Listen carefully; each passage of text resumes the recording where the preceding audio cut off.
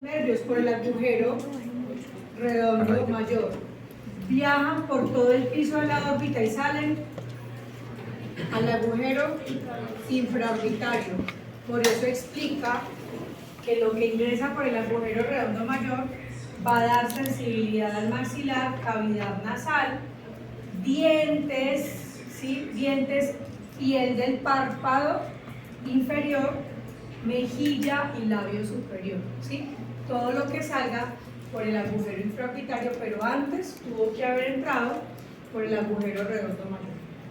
Entonces, por ejemplo, si una persona tiene un accidente en donde se fractura el piso de la órbita, ¿sí?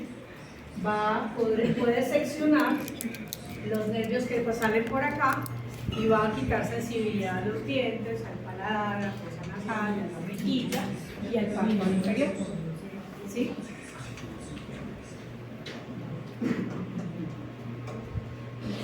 Entonces esto es lo que contiene la órbita, ¿sí? Contiene el globo ocular, ¿cierto? Sistema lagrimal que va desde la glándula lagrimal principal hasta la porción del drenaje. Acuérdense que la glándula lagrimal principal está en la fosa lagrimal. ¿Dónde está la fosa lagrimal? En el hueso frontal. ¿Listo? Y está la fosa nasolagrimal. ¿Dónde está? Acá. ¿Y qué hay allí? El saco lagrimal. ¿Dónde está la fosa nasolagrimal? Entre el maxilar superior y el lagrimal. Listo. Tenemos entonces párpados, pestañas, y los párpados por eso tienen este músculo que es el orbicular, que es el responsable del cierre, ¿sí? Tenemos músculos extraoculares, por ejemplo, este es el oblicuo inferior, miren que se inserta de manera oblicua. Tengo los rectos lateral, músculo elevador del párpado, recto superior, y al otro lado debe estar el recto nasal. Tengo también vasos y nervios. ¿De dónde vienen los vasos? De la carótida interna, ¿sí? Ya lo saben ustedes. No, la carótida no ingresa. La carótida interna está por fuera de la órbita y la que ingresa es la arteria oftálmica, ¿sí? Acuérdense que la carótida interna es la mamá de la arteria oftálmica y la arteria oftálmica es la mamá de las 4 ramas que ustedes ya conocen: las centrales de la retina, las arteriales, las musculares y las ciliares. ¿Listo?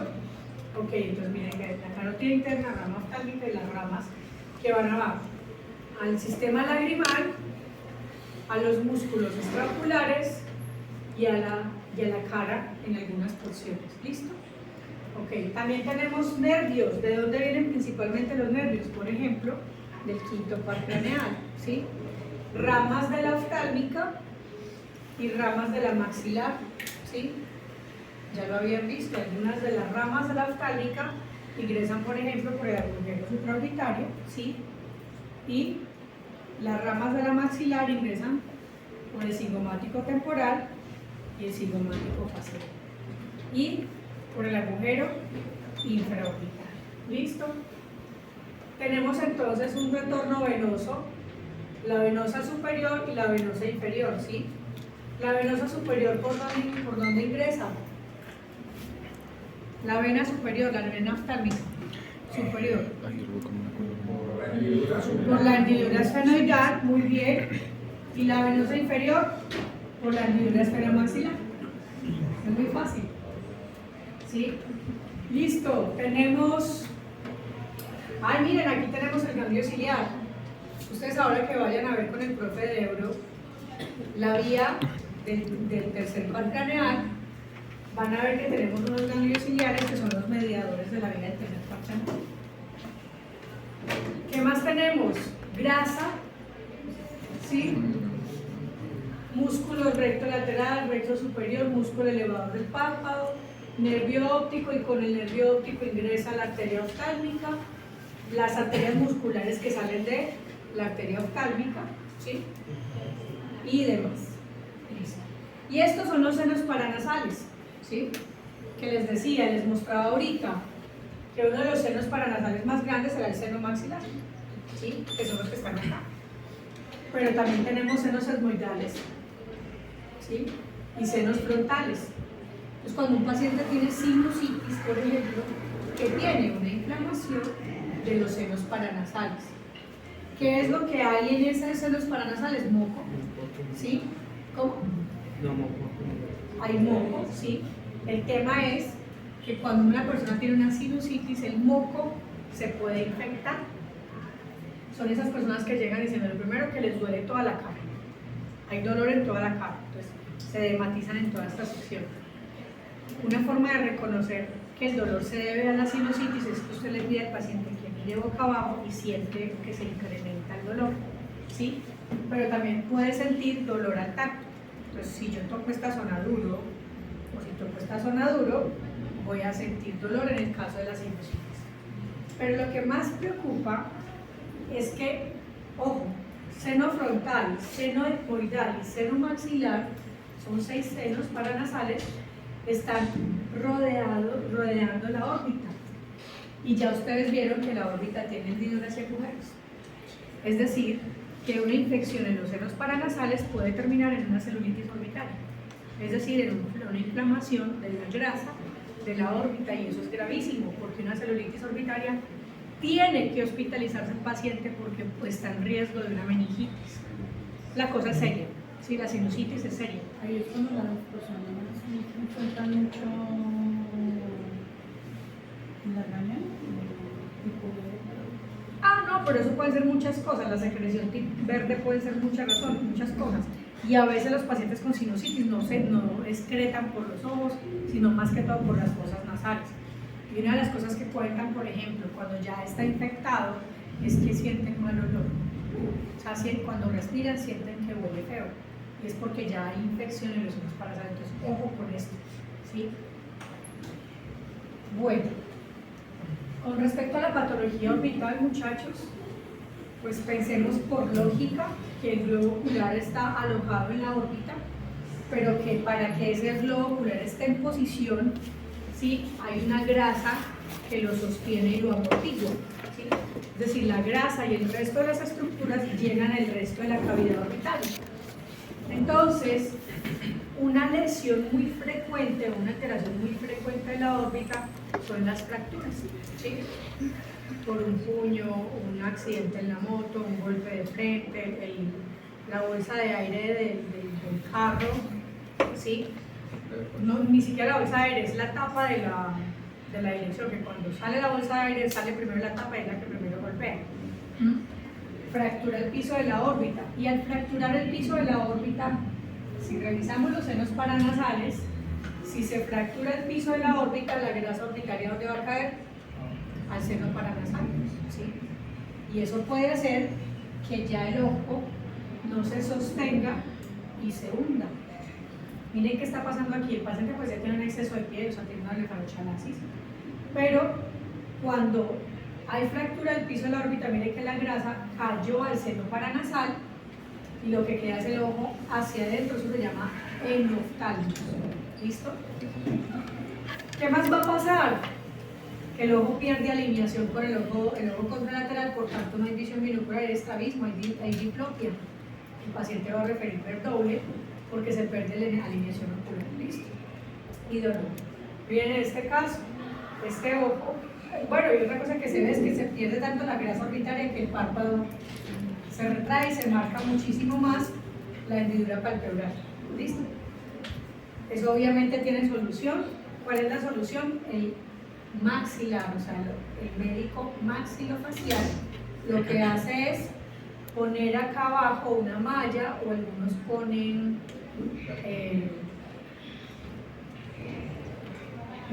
reconstruyenlo con malla, o no sé, una estructura metálica, si no estoy mal, reconstruyen el piso de la órbita y llenan la cavidad orbital nuevamente para volver a posicionar el globo ocular.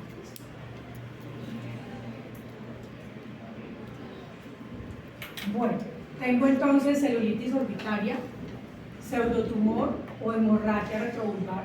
Celulitis orbitaria es esto, ¿no? El paciente se ve como si tuviera el ojo salido, pero es porque la grasa que está en la órbita se inflama, se infecta y lo que hace es empujar el globo ocular, ¿sí?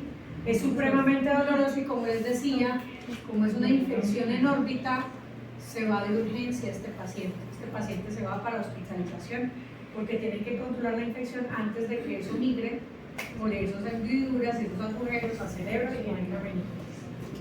Aquí tenemos un tumor en el nervio óptico, ¿sí? ¿Qué va a hacer con este paciente? Que ese tumor va a empezar a ocupar parte de la cavidad orbitaria y va a empujar el ojo hacia afuera, eso se llama exoftalmia, ¿sí? O proptosis, es decir, que saca el globo ocular por alguna cosa que está ocupando más espacio en la boca. En un paciente que tenga un tumor del nervio óptico, pues este ojo no está viendo ya. ¿Cierto, señor? ¿Qué sucede en el caso de la tiroides que hace muchos años? ¿Qué sucede con esas estructuras? En el caso de la tiroides, lo que hace es que se aumenta la densidad de los músculos extraoculares. El músculo, creo que tengo una foto por aquí. Sí, déjame, ya se la muestro. Sí. Listo. Mira la diferencia con esta niña. En el caso de esta niña, lo que tiene es un globo ocular grande, o sea, oftalmos. ¿Sí? Este ojo se ve hacia afuera y se ve caído porque hay celulitis orbital. Este ojo se ve hacia afuera porque hay un tumor en el nervio óptico que empuja el globo ocular. Y este ojo se ve hacia afuera, pero porque el ojo está más grande que el otro ojo. Esto puede ser una miopía muy alta o un glaucoma congénito. ¿Sí? ¿Cómo hago yo para reconocerlas? Pues hay que mandar exámenes y uno de los exámenes más frecuentes es el TAC de órbitas, ¿sí? O la resonancia, para poder reconocer qué es lo que está generando esa proptosis. Miren, en este caso el niño tiene el ojo más grande, ¿sí?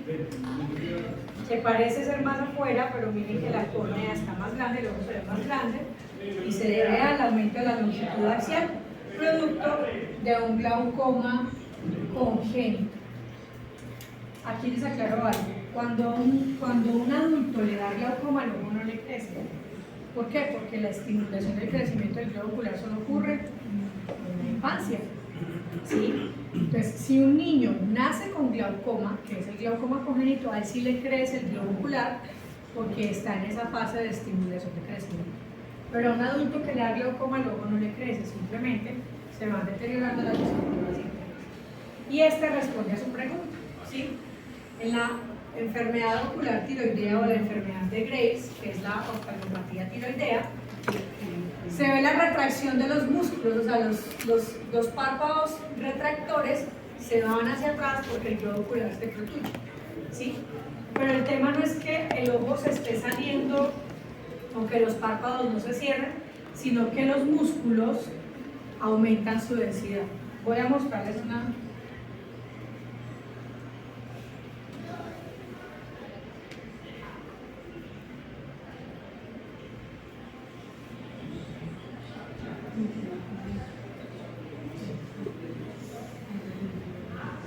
Miren la densidad de los músculos acá, ¿sí?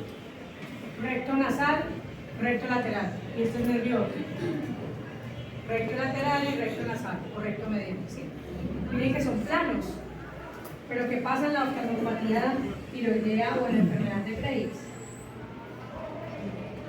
Lo que ocurre es el aumento de la densidad de los músculos, o sea, se engrosan los músculos extraoculares y eso empuja el globo ocular, ¿sí? El manejo de esto, por supuesto, es la enfermedad de la tiroides y en algunos casos lo que hacen es una inyección retrovulvar, es decir, inyectan por detrás del globo ocular antiinflamatorios o corticoides para bajar la inflamación del músculo, de los músculos extraoculares. Pero ese es temporal. Depende del manejo y depende de la gravedad de la enfermedad. Retrovulvar, es decir, pasan por los espacios donde no está el globo ocular, meten la jeringa ahí. Pero es por horrible. Entonces, la recuperación depende mucho del control de la tiroides. ¿Sí? Hay personas a quienes les resecan parte de la tiroides, es decir, les sacan una parte de la tiroides. ¿Sí? Hay personas que los controlan farmacológicamente y hay personas que ni con eso recuperan, entonces toca hacer la inyección retrovulvar de los antiinflamatorios. Pues eso eso ya depende de cada individuo. Listo. Imagínense esto, imagínense unos músculos inflamados que ocupan más espacio. Lo siguiente que va a ocurrir es que el paciente va a tener una restricción en la motilidad ocular. ¿Sí? Porque como hay más espacio que está ocupado por los músculos, pues va a haber más limitación de la función muscular y posiblemente el paciente tenga restricción en algunos movimientos. Pero además de eso, como el ojo está tan afuera, en proptosis, ¿sí? Los párpados no alcanzan a hacer cierre completo. ¿Sí? Provocaría ojo seco ahí, ¿no? Empieza a generar daño de la superficie ocular porque al no haber cierre no se encarga de distribuir la lágrima, por tanto entonces el paciente queda con una queratitis seca por exposición, es decir, una zona en que nunca has recibido digamos la lubricación gracias al párpado. Y esta es otra condición de la cavidad orbitaria y es la disminución en el crecimiento de la órbita porque el ojo no está creciendo. Miren aquí varias cosas. Recuerdan que yo les decía, para que crezca el globo ocular debe haber una estimulación del crecimiento del cristalino. Pero cuando hay una falla embriológica en el crecimiento del cristalino, el ojo no crece, se queda microftalmio. Miren, ¿ven la catarata? ¿Sí? Entonces aquí hubo una alteración embriológica del crecimiento del cristalino, por tanto no crece el ojo, por tanto no crece la órbita. ¿Sí? Miren que aquí crece normal su órbita y aquí se ve más hundida y se ve acá. Y hay una condición que es de carácter congénito y es la disostosis mandibular. Ustedes saben que el piso de la órbita es gracias al maxilar superior, ¿sí? Bueno, tiene otros huesos, pero el maxilar superior. Entonces, cuando hay una disostosis mandibular es que falla un crecimiento o el desarrollo del maxilar superior y la mandíbula, ¿sí? Lo que genera que las órbitas no crezcan al mismo nivel que crece el globo ocular y por eso la cara se ve con un hundimiento en esta zona. ¿Listo? Esta sería como la gráfica más o menos de lo que es la fractura del piso de la órbita y cómo la grasa cae al maxilar, al seno maxilar, por tanto el globo ocular se retrae y se va a ver como lo que ustedes están viendo en la foto. ¿Cuál es el globo ocular que se retrae? Derecho.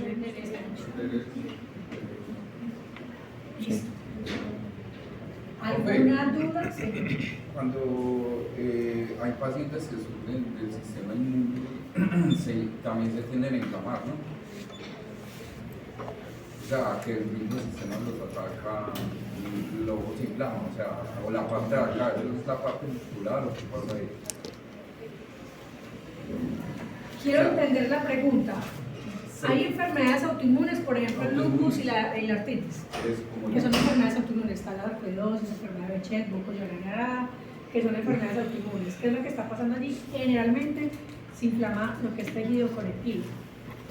Entonces, todo lo que es conjuntiva, todo lo que sea colágeno, entonces los huesos tienen colágeno, el globo ocular en una buena porción tiene colágeno. Entonces lo que pasa la mayoría de las veces en una enfermedad autoinmune es una uveitis, es decir, ocurre más que todo una inflamación intraocular, ¿sí? Algunos pacientes, por ejemplo los que tienen lupus eritematoso, pueden llegar a sufrir inflamación en la piel. Entonces en ese caso sí podría haberse inflamado esta zona, pero la mayoría de las veces lo que ocurre es una inflamación intraocular y entonces no se ve. A simple vista yo no vería los párpados hinchados ni nada de eso. Vería es la inflamación al interior, vítreo inflamado, humor acuoso inflamado, dependiendo de la extensión de la inflamación. Bueno, niños, para la próxima clase vamos a ver músculos extraoculares. Pero para poder comprender los músculos extraoculares necesito que les quede muy clara esta parte, ¿sí?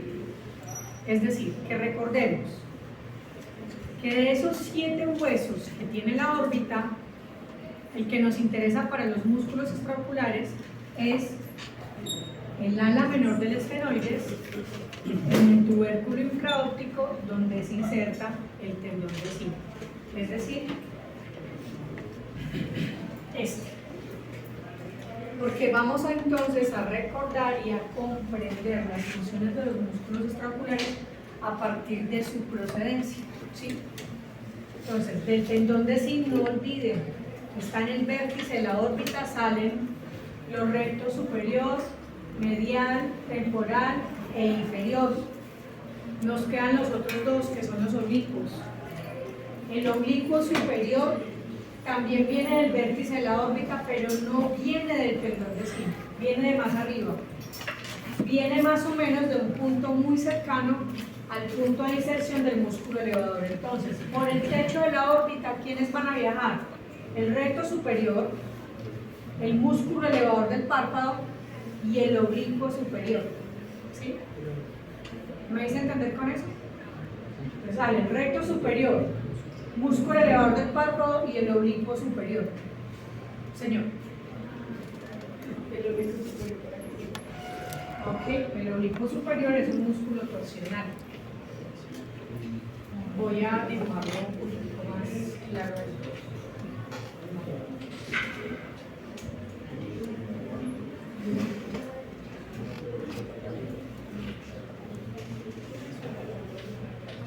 Fijémonos en la órbita de manera lateral y de manera frontal. Les anticipo un pedacito de músculos extraoculares. Entonces, para poder comprender la función de los músculos, a mí me gusta, y es un caprichito mío, que ustedes se aprendan las funciones de los músculos, pero por sus inserciones y por su posición anatómica.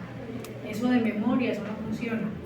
Yo lo tengo que entender desde la configuración anatómica para poder manejarlo y dominarlo en el análisis del estrabismo, ¿sí? Entonces, si comprendo que del vértice de la órbita salen los cuatro rectos, recto superior, recto lateral, recto medial y recto inferior, ya me tengo más de la mitad de la tarea aprendida.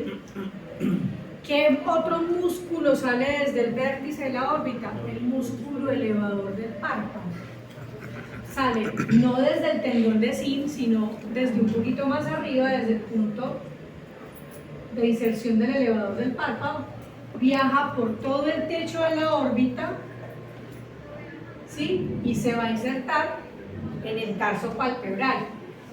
Luego hablaremos de ese músculo bien, pero quiero que desde ya conozcan que él viene desde el vértice de la órbita. Y otro músculo que viene desde el vértice de la órbita es el oblicuo superior, es un músculo extraocular que tiene función motora torsional. También viene desde el vértice de la órbita, pero no sale desde el tendón de Sim, sale desde más arribita, ¿sí? Y viaja, pero este no viaja, o sea, digamos que esto es, ¿entienden esta imagen? El vértice de la órbita, listo. Entonces, músculo recto superior, ¿cierto? El músculo elevador del párpado viene por la misma vía y se inserta en el párpado, ¿sí? Pero el músculo oblicuo viene también por el techo de la órbita, pero inclinado un poquitico nasal, ¿sí? ¿Sí? Techo de la órbita, recto superior y músculo elevador. Aquí está la nariz del paciente. El oblicuo superior sale también por el techo de la órbita, pero se va un poquitico así, dirigido hacia la nariz. ¿Por qué se va dirigido hacia la nariz? Porque él tiene que llegar hasta la fosa troclear. Recuerden, la fosa troclear y la fosa del oblicuo menor están nasales, ¿sí? Están hacia la nariz. Entonces él llega a la fosa troclear y de allí, voy a hacerlo. Oblicuo superior viene por todo el techo de la órbita dirigido a la nariz, llega a la fosa troclear y se gira y abraza el globo ocular de manera oblicua. Entonces él va a agarrar el ojito de esta manera, ¿sí?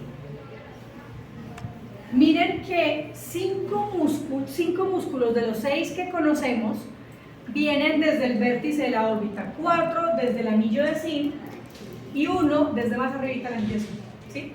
Listo.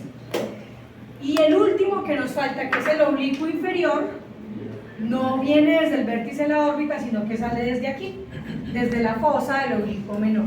Pero mire que las dos fosas están nasales.